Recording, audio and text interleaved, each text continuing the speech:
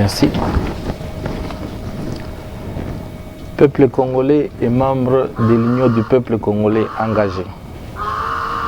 Message aux compatriotes congolais. En ce jour commémoratif du 60e anniversaire de notre indépendance nationale, célébré dans la méditation forcée à cause de la pandémie du Covid-19, qui terrorise dangereusement toute l'humanité ainsi que la République démocratique du Congo. Je voudrais m'adresser à mes compatriotes, toutes tendances confondues, en termes d'interpellation. Chers frères et sœurs, il vous souviendra qu'aujourd'hui, 30 juin 1960, notre pays comptait au moins de 15 universitaires et les politiciens en tout genre, sans se donner à ce jour dans l'exercice de la démagogie, profitant du manque d'instruction de notre peuple. Aujourd'hui, 60 ans après, le Congo compte des millions d'universitaires, et c'est là dans tous les domaines. Et malgré tout, la démagogie couplée avec le tribalisme et les détournements ont ramené l'intellectuel congolais au rang d'aveugle. Suivant toujours tel des poules, le maître le plus offrant. Tout le projet clamé haut et fort dans le gouvernement. Objectif 80, 5 chantiers et j'en passe. De tous les régimes successifs n'ont été que de la poudre aux yeux des Congolais. En parler, c'est s'attirer la foudre des rétro-commissionnaires qui ont siphonné les caisses de l'État et se sont sucré la misère de notre peuple. Pendant que le peuple congolais médite sous la pression du Corona-19, le parti politique Union du peuple congolais engagé tient à préciser que la situation du pays est chaotique dans tous les domaines. Ceci est le résultat du comportement des acteurs politiques qui n'ont pas été à la hauteur de l'attente du peuple congolais. Pour rappel, la première république a été caractérisée par des désordres dans le comportement politique des acteurs politiques qui ont abouti au coup d'État du 24 novembre 1965. Le régime dictatorial n'était que le couronnement de la patrimonialisation du pouvoir par un groupe d'individus qui a pillé systématiquement le pays et popularisation du peuple. Après plusieurs années de souffrance, une lumière d'espoir a osé pointer l'horizon. Mais elle a été vite éteinte avec l'assassinat de M. Laurent Désiré Kabila en date du 16 janvier 2001 dans son bureau à Kinshasa. Cet ignoble assassinat replongera le peuple congolais dans un désespoir. C'est ainsi que le pays se retrouvera encore dans le coma avec les mêmes pratiques et les mêmes méthodes que le peuple avait décriées jadis.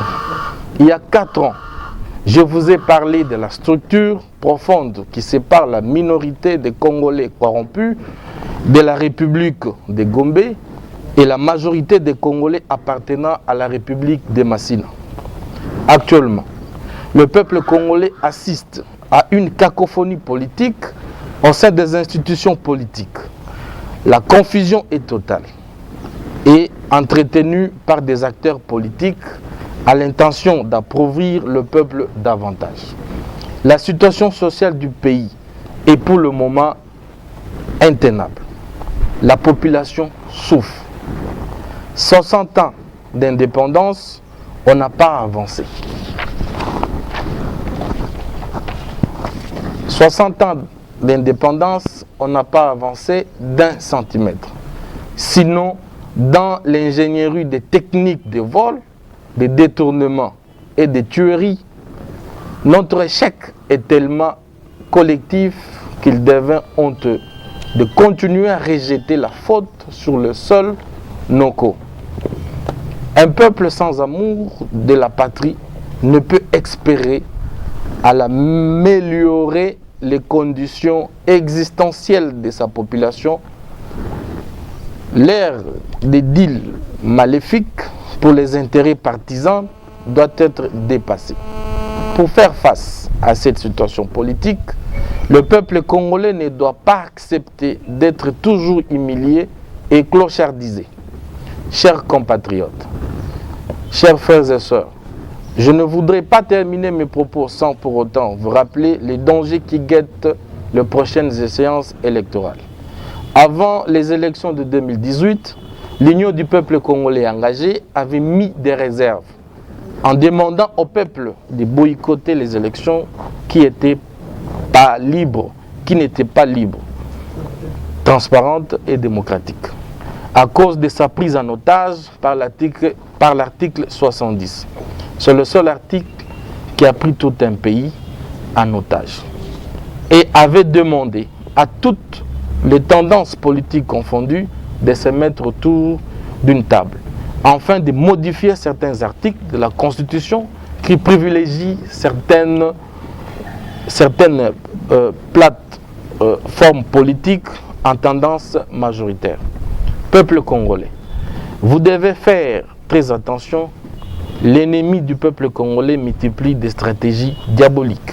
C'est ainsi, l'Union du peuple congolais engagé demande à ce que la CENI soit dirigée par un homme qui rassure. Bref, l'Union du peuple congolais avait déjà prédit les théâtres politiques que nous vivons actuellement au sommet de l'État.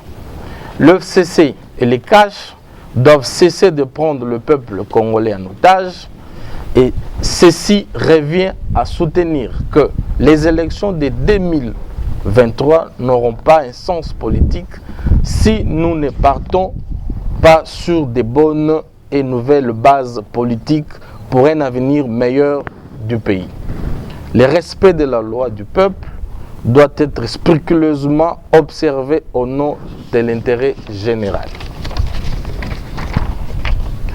Pour épargner le peuple congolais des désordres politiques, il y a des préalables tels que la révision de certains articles de la Constitution qui ont désuète. C'est le cas de l'article 70 et du mode de vote des sénateurs, des assemblées provinciales et des gouverneurs. Ces modifications vont éviter au pays l'instabilité des institutions. Quant au théâtre politique actuel, auquel le peuple assiste pour le moment, l'Union du peuple congolais engagé demande à la classe politique de revenir à la raison pour éviter de faire fâcher le peuple congolais en exigeant le retrait de toutes les propositions de loi suicidaires. Il est impérieux de rappeler au président de la République et au président honoraire, autorité morale de l'FCC, de mettre de côté leurs égaux et de mettre l'intérêt supérieur de la nation avant toute chose.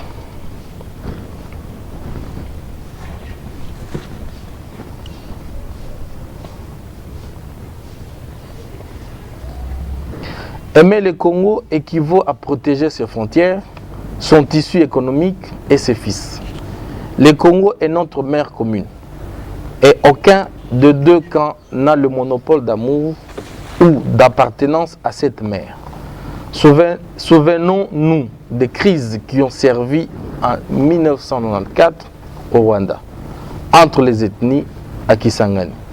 La situation qui se vit en République démocratique du Congo risque de plonger le pays dans une crise sans précédent. Aimons le Congo, de Kasavubu, de Lumumba, de Mobutu, de Mzee Laurent Désiré Kabila, de Joseph Kabila, de Félix Tshisekedi. Le Congo de Kimbangu et le Congo de Kimpavita. Que vive l'indépendance des juges, que vive le peuple congolais, que vive la fête de l'indépendance. Merci.